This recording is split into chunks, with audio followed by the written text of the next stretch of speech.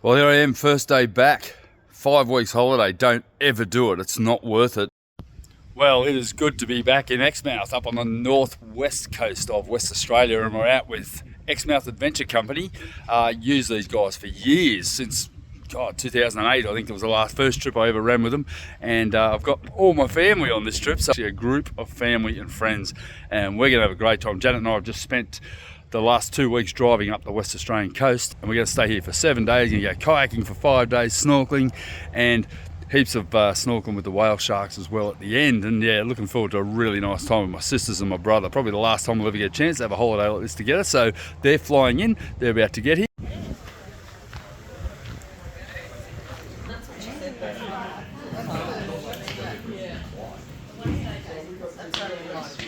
That's only like 5 nights. That's it, mate, you're here again. Can't wait. Oh, I can't wait Get either. amongst it. The best. Awesome. Ningaloo is the best. It is the best. Yeah. We've woken up day one, here with me big sister Gail. We're all looking pretty trendy. Morning, Craig. Morning, Mick. Morning, Chris. Oh, you're looking very svelte today. Oh, special. Nisi? Special. Nisi's looking svelte as well. Awesome. Alright, this is it. We're off kayaking for the day. So we've all had a good night camping in our stand-up tents. They're fantastic tents, and it was pretty windy through the night, and there's a lot of condensation in the tents this morning, but it is already about 25 degrees and it's only 8:30 in the morning.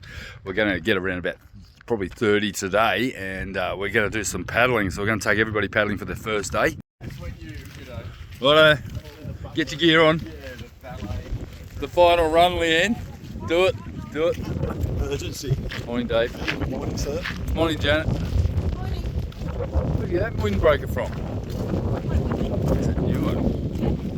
When did you tell me you didn't buy a new jacket? No wonder we got no money. No, when I ordered it and I sent it back. Yeah. Well, I went and got another one. In the south.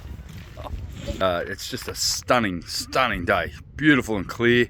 So good. This is Aussie Outback at its best.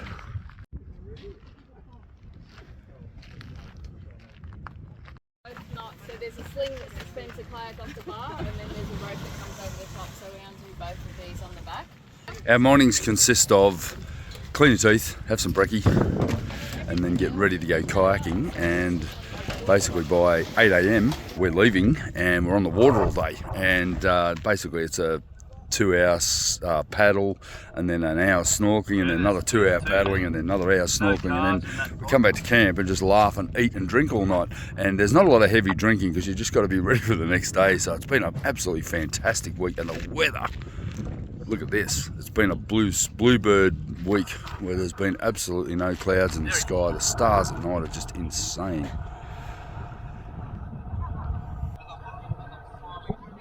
Dave and Leanne,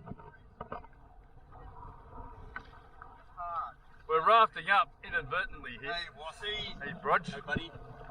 Thumbs up.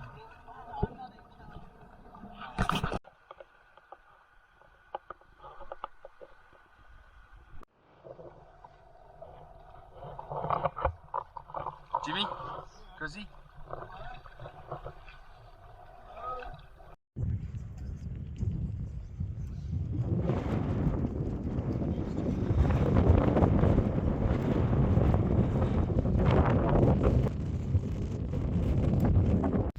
Comes my beautiful wife, all pasted up.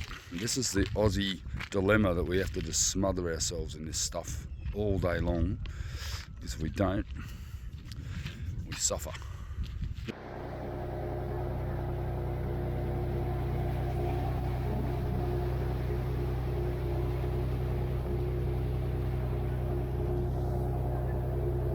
So we're on our way out to the whale sharks, and it's a beautiful, beautiful day. The wind's just started to generate. We're going to have a day of snorkeling with the whale sharks.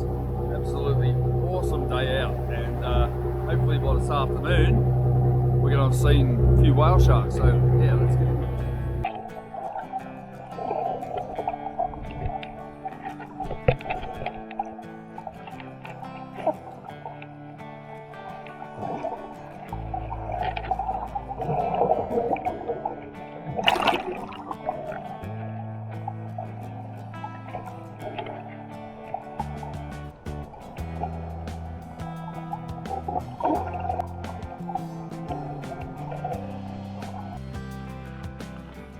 was it? Mind blowing, eh? You can't comprehend the friggin' scale of the things though, can you? Good stuff.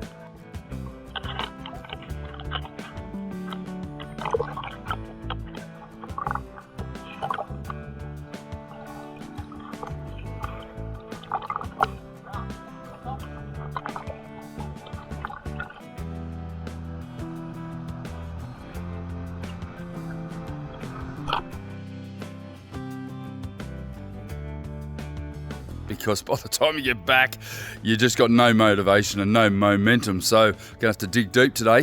Gonna have to get in there. It's still sitting here, thank God for that. And luckily I'm under the tent because I've had something like 50 inches of rain since I've been away in 5 weeks. It's just been disgusting, and everybody's complaining about the weather we've had.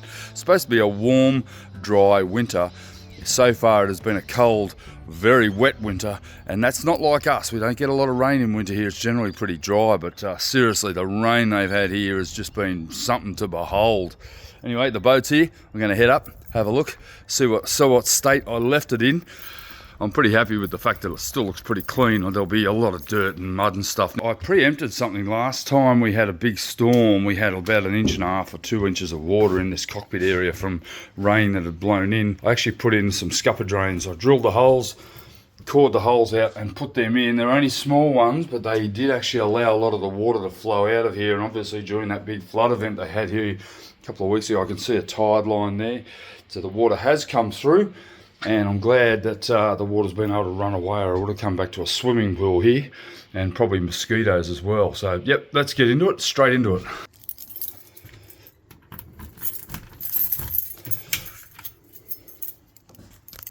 Oh, it doesn't look too bad, actually. Good thing is it's been totally locked up, so it's basically in the same state I left it, whereas I used to come back and have to clean for 3 days. This way I don't have to do that anymore. That's 3 days more productivity I can put into this. Well, it's second day back and I'm struggling with momentum. It's not often I struggle, but luckily I'd left a couple of little jobs to get going. As you walk in the door, you can sort of get straight into something, because if I hadn't done that, I reckon I would have just stood around contemplating my navel for a few hours. Yesterday I got straight into it and started working on some more of the robe petitions and stuff like that, and some robe doors that I've constructed earlier on. And I did need to lay up a sheet of foam. So I came in yesterday and basically put together a couple of frames, basically put doors in there for the port forward cabin, and then in here I laid up another sheet of foam. It's only got one layer of glass on each side, but this is going to be for our master robes, and I'll be able to use that, and I'm actually going to glue the wood laminate onto the other side. And that's gone off now. That basically, I hand laminated those. I didn't actually use the big spray gun because I couldn't be bothered cleaning it after having a holiday. But now this is now ready to have some laminate glued onto it and basically finish off those doors and get the wood trims done. And there's a whole lot of work to be done here. So nice thing is now that all my robes are complete basically with the doors. As soon as I finish this lot, that'll be it. All the internal robes and walls and everything are finished. All I have to do now is go and start to clean up and detail everything. And then we're going to give everything a light sand and re-stain it all, or put another layer of clear on it just to get that going. Now, in my next project, I've got rudders to make. I've got this pile of carbon here that we laid up about 6 months ago, and we're going to start making the rudders. And I've got a lot of work to do on the hydraulic system. So there's plenty to come, and I'm basically struggling, and it's freezing cold. I mean, we basically had the coldest snap here for years, and while I was away, they had torrential rain for basically the entire time I was away, and our house and everything really struggled. I've got to go back and do some maintenance on the house, around the yards and everything, just to tidy up after all the big floods that have gone through the area. We didn't get flooded in our house, but certainly around the perimeter of the property is certainly a little bit damp, so I need to get onto that as well. And I'm really struggling in the cold after being 41 degrees 4 days ago. I was in 41 degrees in the Pilbara of Western Australia, which is an incredible region, and today I'm back to 6 degrees. It's pretty cool, and I'm not enjoying it.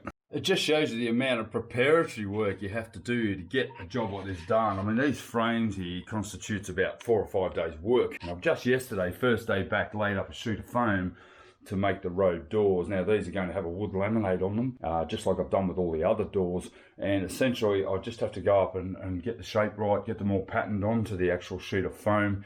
And then I can cut that foam, glue the laminate on, glue them to the frames, and then Janet can come in and finish the staining and the rest of the sanding around them. These are taking a lot of work to get done, but they really do look fantastic.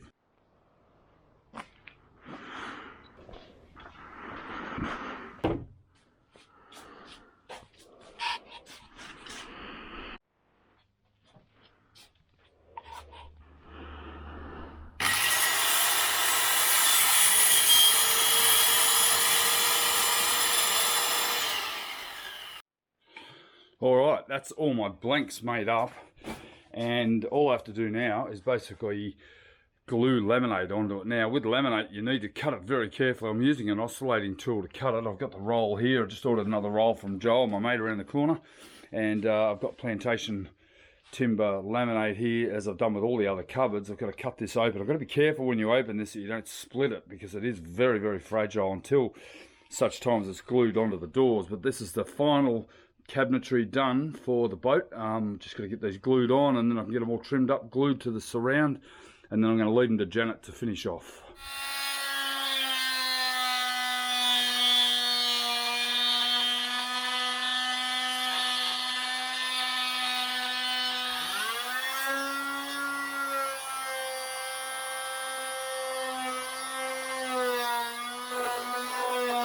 Got the laminate glued down on 2 of those robes. Now the other one I didn't have enough, and I don't want to order another 3.5 metre piece just for one robe. So I'm going to attempt to book match these and have a split down the middle. It's a cupboard that you're sort of not going to see it unless you get down hands and knees, but certainly joining it on the dead straight edge shouldn't be too much of a problem.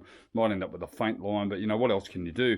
So I've got these pieces here ready to go. Got some epoxy. Now everything's epoxied on to the foam core laminate that I've got, and I've already done 2 here. So this one here is obviously weighted down, and by late this afternoon I can then start to install the edge trim that goes on the door that actually matches the outer trim or the architrave around the outside of the robe. So there's a lot of work in these woodwork. I mean, this has taken days, but this is the last of the batch.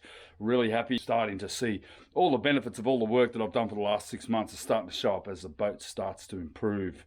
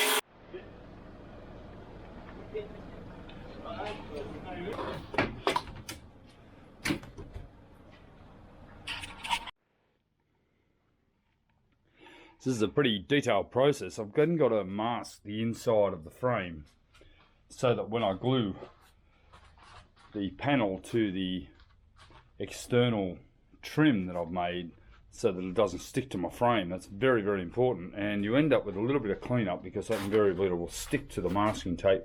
But this is absolutely essential. If you don't do that, you're going to end up with a frame and the door that's all locked into the recess of the actual external rim, and that's not going to be a good look. So once you've done that, you can lay the panel back in, and then you can go ahead with gluing on the trim.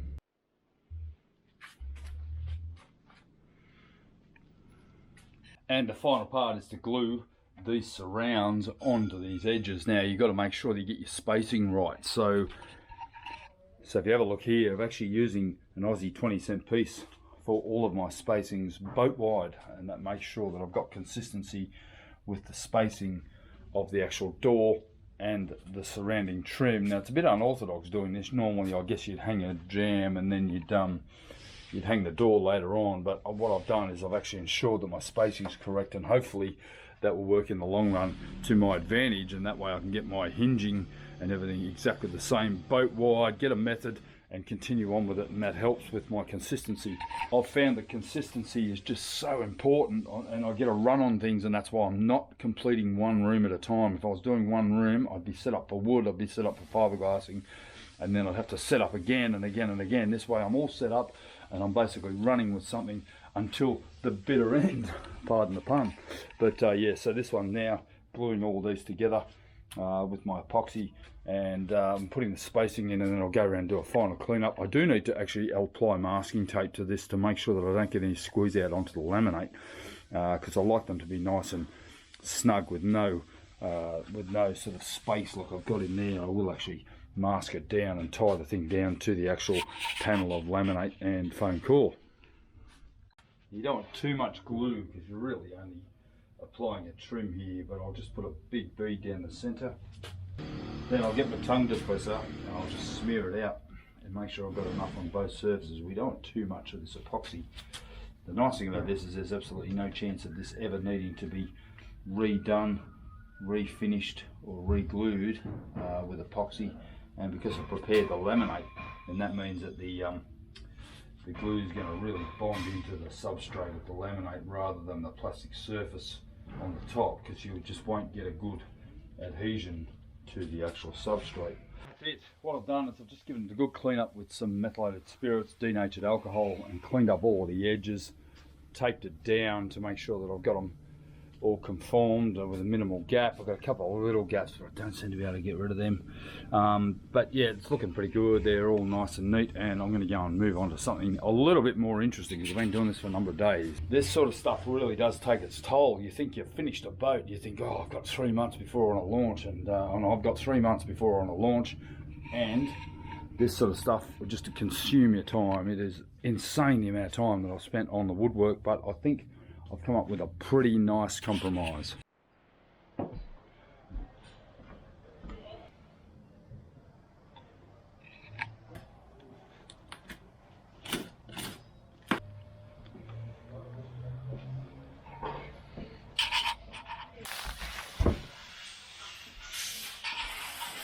Hi. Hey mate. Mate, how are you? Good. How's Julie? Good, mate. Yeah, good. You all well? Yep. Good stuff. Yep. Absolutely. That's good, mate. One day I'll make time to come and have a look at this sucker. Mate, hopefully it'll be gone in 3 months. That's the plan. We're trying to see, this is a problem. This is what I'm facing. I've set a date, but I'm hesitant to advertise it. Because I know if I advertise it, I'll be made a fool of. But the pressure's on. I might be divorced if I don't. No, she's good. She's at home sick. She's supposed to be working, not putting any friggin' time in.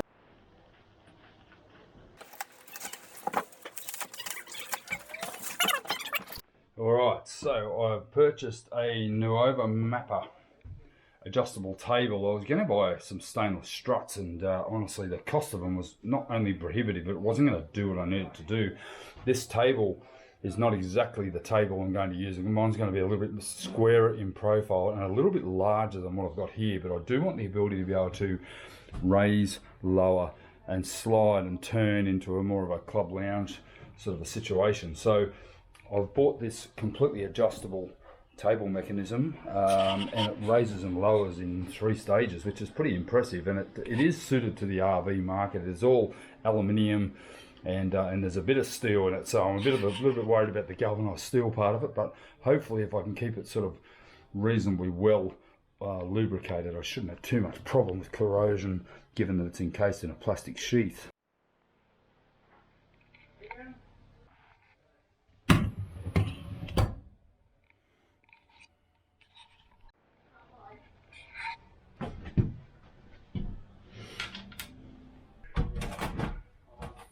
Alright, so I've got it fitted, and got a couple of features which I really like about this particular table and about this table leg. As I said, I'm going to make a solid Tasmanian oak top here. It's only going to be about 12 millimeters, but it'll have some bracing around the outside, so it'll be around about 40 millimeters thick around the edges.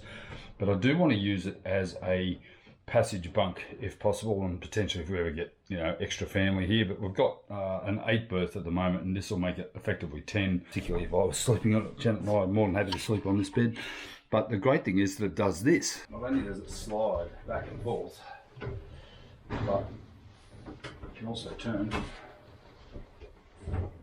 and become side table. But it'll also drop down. And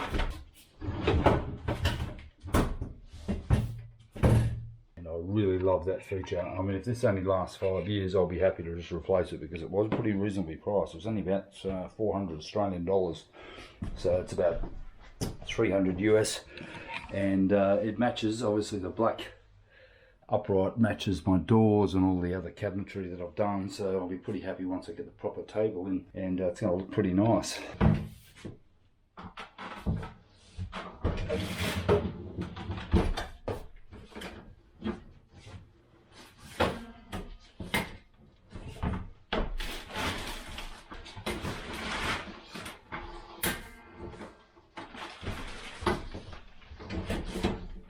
Finally, some quality progress going on here.